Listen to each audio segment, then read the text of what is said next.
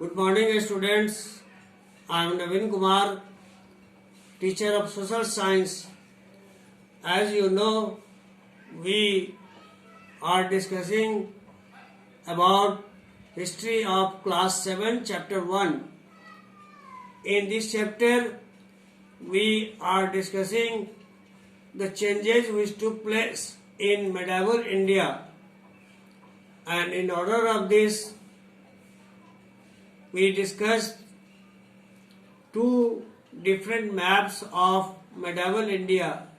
Now we will discuss another topic, that is changes in language and terminologies.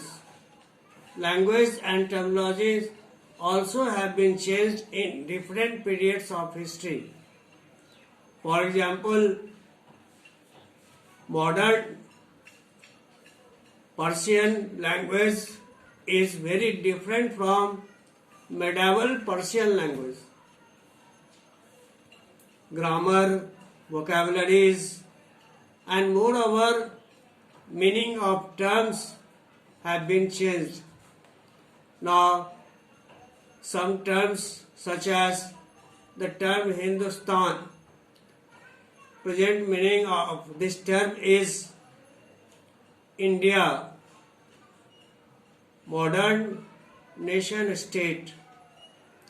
But in medieval period, in 13th century, Minaz-e-Shiraz used this term for the area of Punjab, Haryana, and the land between Ganga and Yamuna. In political sense, after that, in 16th century, Babur used this term Hindustan for the geography, fauna, and culture of the people who were living in subcontinent. In 14th century, famous poet Amir Khusro used this term Hind as to describe cultural and geographical entity of India.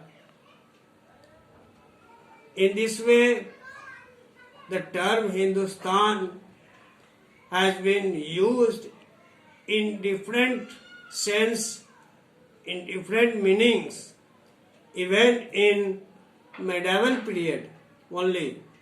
Now another term of medieval period we will discuss, that is the foreigner. At present time, the term foreigner is used for the person who is not Indian. But in medieval period, foreigner, the term foreigner was used for the person who were belonging from other society or other villages. So, in Hindi, foreigners were called Pardesi. In Persian, it was called Ajnabi. So, foreigner, the term foreigner was used in different sense. In this way, in medieval period, language and terms were also changed. Now, some important terms of this portion